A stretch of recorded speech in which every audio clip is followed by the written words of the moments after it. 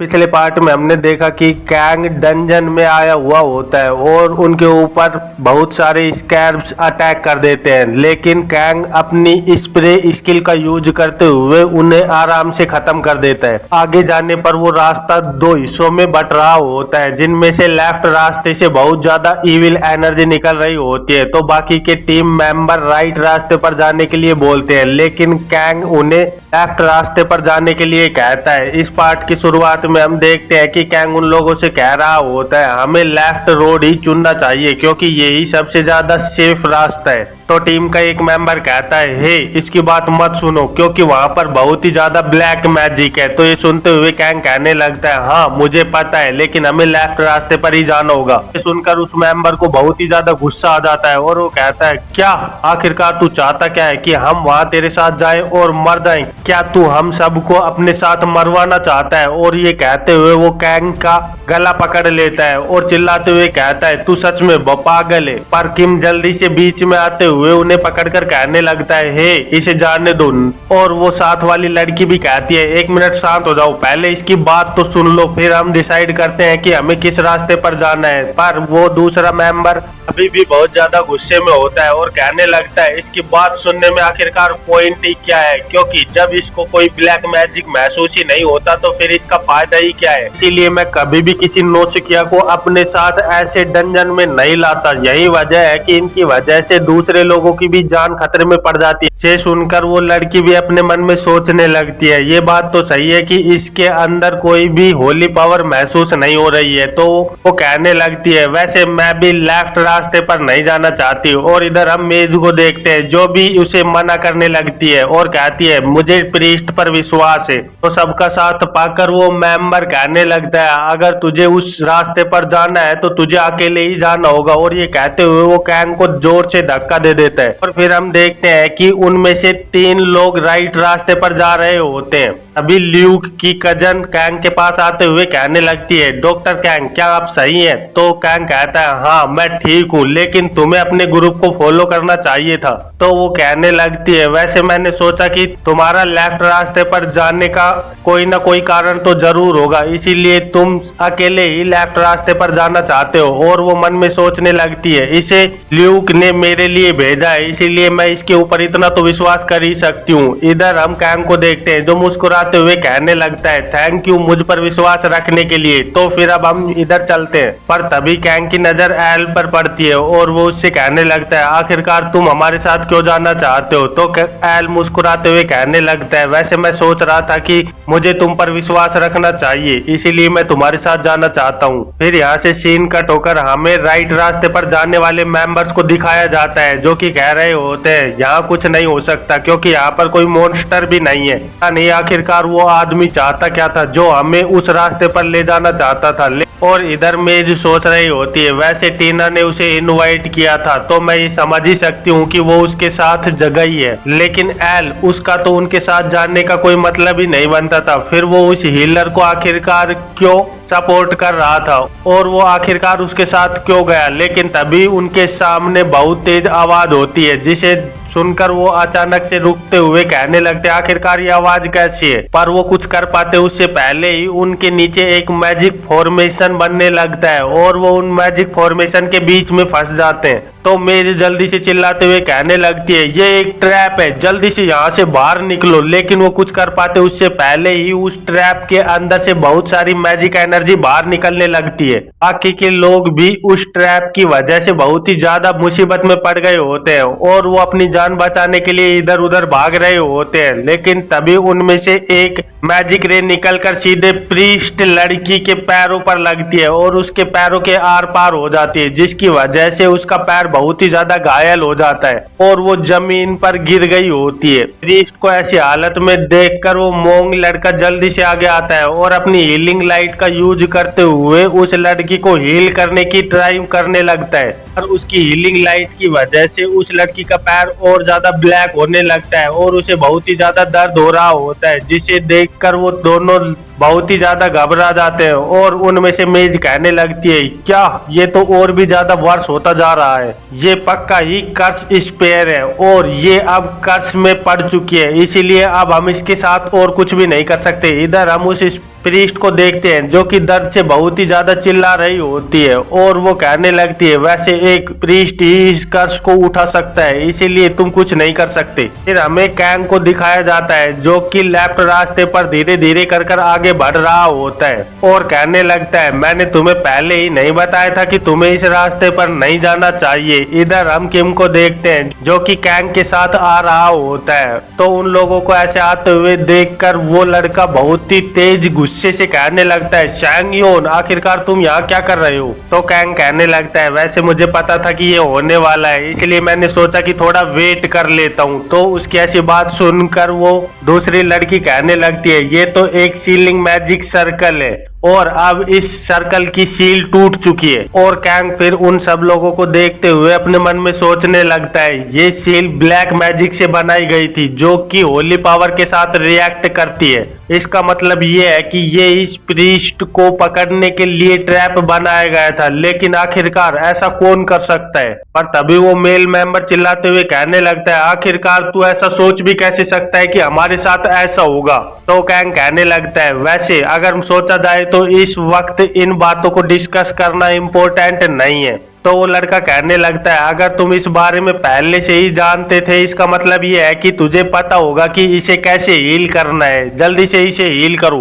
तो कैंग कहने लगता है आखिरकार ऐसा मैं क्यों करने लगा, मैं ऐसा कुछ नहीं करने वाला क्योंकि वो तू था जिसने मेरे ऑप्शन को इग्नोर किया था, इसलिए अब मैं तेरी हेल्प क्यों करने लगा। तो ये सुनकर वो लड़का और भी ज्यादा गुस्से में आ जाता है और कहने लगता है आखिरकार तेरी हिम्मत कैसे हुई। पर तभी हम देखते हैं कि वो लड़की दर्द से करा रही होती है और कह रही होती है ये बहुत ही ज्यादा दर्द कर रहा है। तो उसे देखते हुए वो लड़का भी थोड़ा शांत हो जाता है और उसकी ओर देखते हुए कहने लगता है मैंने सच में बहुत ही ज्यादा गलत किया है। और जल्दी से अपने घुटनों पर आते हुए कैंग से कहने लगता है अगर ये ऐसा ही चलता रहा तो ये जल्दी ही मर जाएगी, इसीलिए मैं तुमसे भीख मांगता हूँ, प्लीज इसे बचा लो। और फिर हम कैंग को देखते हैं जो कि ईविल स्माइल देते हुए कहने लगता है वैसे मैंने भी यही सोचा था कि तुम मेरे सामने भीख मांगने वाले हो। और फिर कैंग जल्दी से अपनी स्नेच स्किल को यूज करते हुए उस घाव को ठीक करने लगता है। तभी किम कैंग से कहने लगता है लेकिन डॉक्टर कैंग आखिरकार तुम इस कर्ज को कैसे उठाने वाले हो क्योंकि अभी तक हमारे पास कोई भी होली स्किल्स नहीं है। अभी कैंग एक बोतल को निकालते हुए कहने लगता है हाँ ये सही है कि हमारे पास कोई भी होली पावर नहीं है, लेकिन हमारे पास बहुत ही ज्यादा पावरफुल होली वाटर है, दुनिया का सबसे ज्यादा अच्छा होली वाटर जो कि अपनी बोतल के अंदर रहते हुए भी बहुत ही ज्यादा इफेक्टिव होता है। एक कर्ज उसके सामने कुछ नहीं कर सकता और इस पानी की सिर्फ एक सिंगल ड्रॉप यही काफी है इस कर्ज को उठाने के लिए। और फिर हम देखते हैं कि कैंग जल्दी से उस बोतल से एक ड्रॉप वाटर निकालकर उस लड़की के पैर पर गिराता है जिसकी वजह से वो पानी तुरंत ही उस कर्ज के साथ रिएक्ट करने लगता है और उसका घाव धीरे धीरे कर ठीक होने लगता है और कुछ ही देर में वो पूरी तरह से ठीक हो जाता है। तो कैंग को ऐसा करते हुए देखकर बाकी के लोग बात करने लगते हैं क्या तुम्हें लगता है कि कैंग उसे आराम से ठीक कर सकता है। अभी एल वहां पर आता है और कहने लगता है मुझे ऐसा नहीं लगता कि वो इसे ठीक कर सकता है क्योंकि शैंगयोन की होली पावर बहुत ही ज्यादा कमजोर है और जो संहिता के ऊपर कर्ज लगा है वो बहुत ही ज्यादा पावरफुल भी है। एल की ऐसी बात सुनकर वो लड़का बहुत ही ज्यादा परेशान हो जाता है और कहने लगता है इसका मतलब ये है कि संहिता अब कभी ठीक नहीं हो पाएगी। पर तभी कैंग वहां पर आते हुए कहने लगता है मैं माफी चाहता हूँ कि तुम्हें इंतजार करना पड़ा। तो और हम देखते हैं कि किम संहिता को अपने पीठ पर उठाकर उधर ला रहा होता है और उसका पैर पूरी तरह से ठीक हो गया होता है और संहिता को पूरी तरह से ठीक देखकर बाकी के मेंबर भी बहुत ही ज्यादा खुश हो जाते हैं और वो तेजी से भागते हुए संहिता के पास जाते हैं और कहने लगते हैं सच में ये तो पूरी तरह से ठीक हो गई। और वो हुडी वाला लड़का कैंग के पास जाकर कहने लगता है मैं माफी चाहता हूँ कि मैं आपको पहचान नहीं पाया क्योंकि तुम बहुत ही ज्यादा अच्छे हीलर हो। इधर हम एल को देखते हैं जो कि उन लोगों की ओर देखकर कुछ सोच रहा होता है। इसके बाद वो सारे लोग उस डंजन के अंदर आगे बढ़ने लगते हैं और कुछ देर आगे चलने के बाद वो एक बहुत बड़े गेट के सामने आकर खड़े हो जाते हैं और उस गेट के अंदर से रेड ओरा निकल रहा होता है। उसे देखते हुए वो लोग कहने लगते हैं ये पक्का ही बॉस रूम है और ये बहुत ही ज्यादा खतरनाक होने वाला है। पर किम आसपास में देखते हुए कहने लगता है लेकिन यहाँ पर तो कोई भी मॉन्स्टर नहीं है, क्या ये बहुत ही ज्यादा इजी नहीं होता जा रहा है। तो ये सुनकर मेज कहने लगती है तुम्हें ये इजी लग रहा है, यहाँ पर कोई बस मरने ही वाला था। और फिर उनमें से एक जल्दी से उस गेट को धक्का देते हुए कहने लगता है हम अंदर जा रहे हैं, इसलिए सभी के सभी तैयार हो जाओ। और फिर वो गेट धीरे धीरे कर खुलने लगता है और उसके अंदर से बहुत ही ज्यादा रेड इविल एनर्जी बाहर आने लगती है। और हम देखते हैं कि सामने एक बहुत ही ज्यादा खतरनाक मॉन्स्टर खड़ा हुआ होता है, जो कि उन्हें देखकर कहने लगता है तुम्हारा बहुत ज्यादा स्वागत है। और यही इस चैप्टर का अंत हो जाता है। नेक्स्ट चैप्टर की शुरुआत में हम देखते हैं कि वो बॉस मॉन्स्टर बहुत ही तेज स्पीड से अपने ओरा को रिलीज करता है, जिसकी वजह से कैंग और उसके साथियों को भी बहुत ज्यादा प्रॉब्लम हो रही होती है।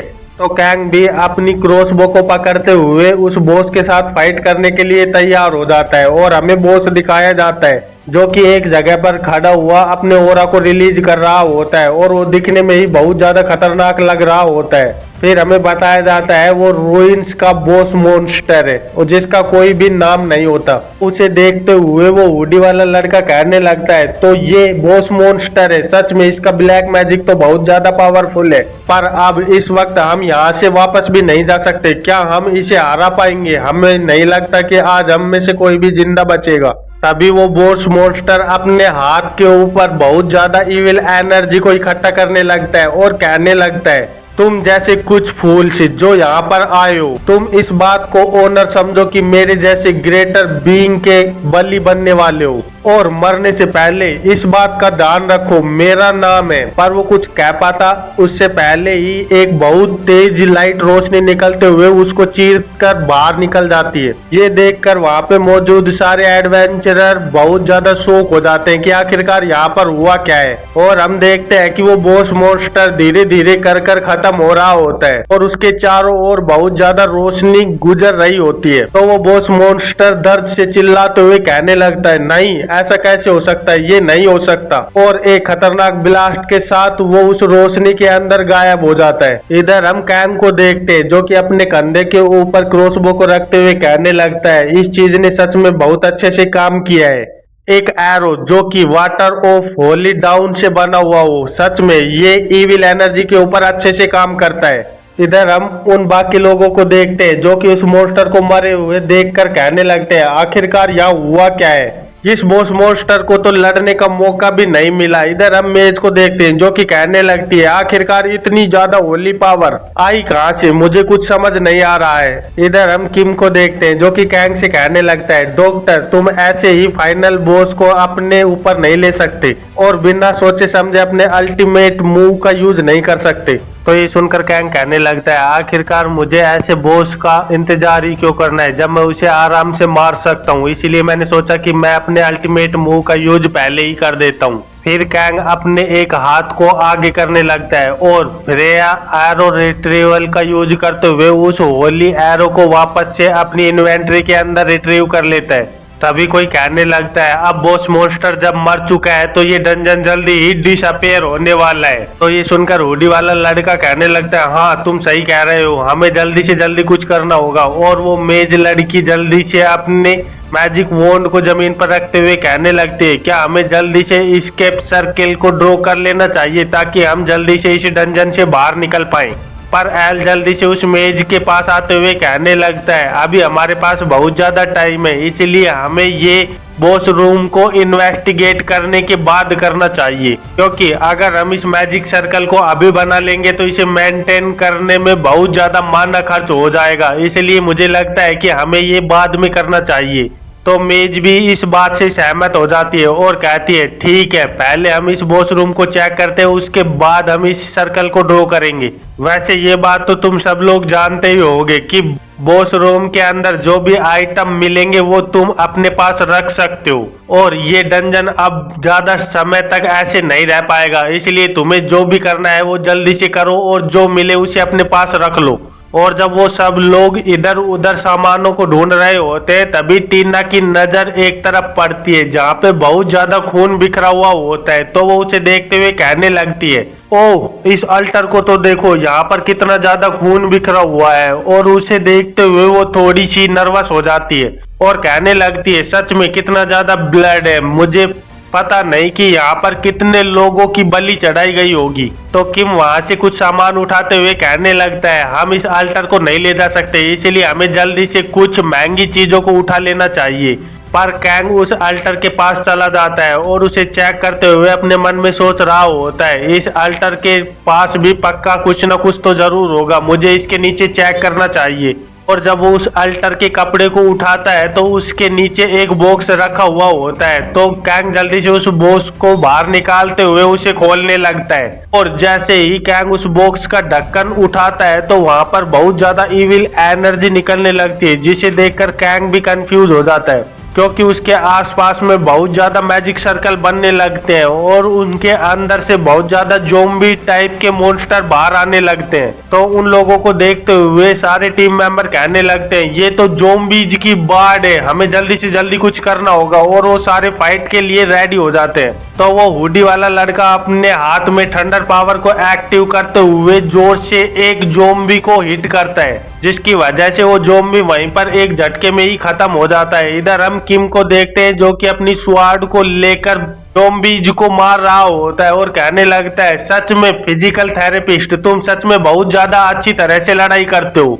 और इधर वो मेज लड़की कहने लगती है चाहे ये मर चुके हैं लेकिन हम इन्हें आराम से खत्म कर सकते हैं, इसलिए तुम्हारा हमला इनके सर के ऊपर होना चाहिए। और हम देखते हैं कि वो मेज लड़की अपने मैजिक की वजह से बहुत सारे मॉन्स्टर को एक झटके में ही खत्म कर देती है। उस मैजिक की वजह से एक चैन रिएक्शन होता है जिसकी वजह से बहुत सारे मॉन्स्टर के सर ब्लास्ट होने लगते हैं। इधर कैंग भी अपनी फ्रेया कनेक्शन पाउच का यूज करते हुए उस मॉन्स्टर्स को बड़े ही आराम से खत्म कर रहा होता है और जल्दी जल्दी से अपने पाउच के अंदर रॉक एरो को क्रिएट कर हमला कर रहा होता है और उन्हें खत्म करते हुए सोचने लगता है ये अनडेड इस तरह से बाहर नहीं आने चाहिए थे, क्योंकि जब डंजन का बॉस खत्म हो जाता है तो उस रूम के अंदर की सारी चीजें भी डेड हो जाती है। फिर आखिरकार ऐसा कैसे हो रहा है और हम देखते हैं कि उस बॉस रूम के अंदर बहुत सारे मॉन्स्टर खत्म हो चुके होते हैं और उनकी लाशें जमीन पर पड़ी हुई होती है। तो उन्हें देखते हुए वो हुडी वाला लड़का कैंग से कहने लगता है क्या यही थे बस, क्या इनका का सफाया हो चुका है। पर तभी कैंग को कुछ याद आता है और वो कहने लगता है उस बॉस मॉन्स्टर की बॉडी को चेक करो और फिर उसे चेक करते हुए कहने लगता है यहाँ पर कहीं भी बॉस का कोर नहीं है, इसका मतलब ये है। पर तभी किम वहां पर बेहोश होकर जमीन पर गिरने लगता है, जिसे पकड़ते हुए कैंग कहने लगता है किम आखिरकार तुम्हें क्या हुआ। और वो पीछे घूमकर देखता है तो देखता है कि उसके बाकी के सारे लोग भी वहां जमीन पर पड़े हुए होते हैं। तो कैंग जल्दी से उसकी पल्स को चेक करते हुए कहने लगता है ये अभी मरा नहीं है, ये अभी नींद में है। इसका मतलब ये है कि जिसे मैंने मारा वो पक्का ही एक क्लोन था और अभी भी बॉस मॉन्स्टर जिंदा है। फिर कैंग जल्दी से अपने फ्रेया कनेक्शन पाउच की मदद से स्टेमिना एरो बनाने लगता है और उन्हें एक तरफ शूट करते हुए कहने लगता है असली बॉस पक्का ही यहाँ कहीं ना कहीं तो हो गई। और हम देखते हैं कि उसके एरो एक और बड़ी तेजी से जा रहे होते हैं। तो सामने से कोई अपने डैगर को लेकर जल्दी से उन एरो को दूसरी ओर रिफ्लेक्ट कर देता है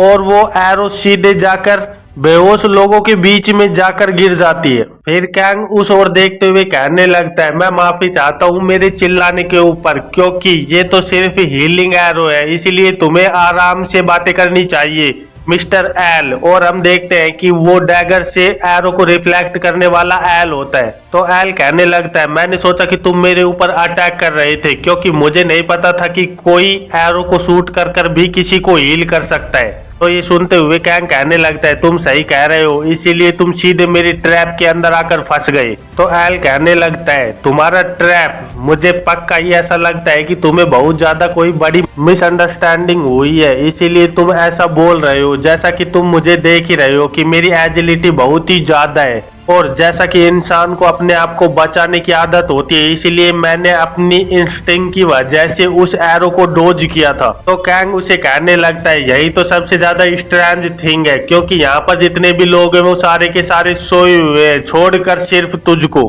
तो एल कैंग को कहने लगता है वैसे अगर देखा जाए तो तुम भी तो सही खड़े हुए हो, तो ये सुनकर कैंग कहने लगता है हाँ तुम सही कह रहे हो, और इसी बात से मुझे याद आया कि मैं ही वो अकेला आदमी हूँ जो कि तुम्हारे दिए हुए पोषण को नहीं पिया था, द माना पोषण जो कि तुमने सभी लोगों को दिया था। तो ये सुनकर एल भी बहुत ही ज्यादा चौंक जाता है, पर कैंग जल्दी से अपने हाथ में एक डैगर को अपेयर करने लगता है और कहने लगता है एक और बात, और जमीन से एक ऊंची छलांग मारते हुए सीधे एल के ऊपर हमला कर देता है। लेकिन एल भी आराम से कैंग के वार को रोक लेता है, जिसकी वजह से एल के स्वाड के ऊपर से कपड़ा हटने लगता है। तो उसे देखते हुए कैंग कहने लगता है एक साधारण सा रोग कभी भी ऐसे वेपन का यूज नहीं करता जिसके अंदर बहुत ही ज्यादा ब्लैक मैजिक को इन्फ्यूज किया गया हो, अनलेस अगर तुम ही इस डंजन के रियल बॉस मॉन्स्टर हो। और यही इस चैप्टर का अंत हो जाता है। तो फिर मिलते हैं एक नए चैप्टर में, तब तक के लिए बाय बाय।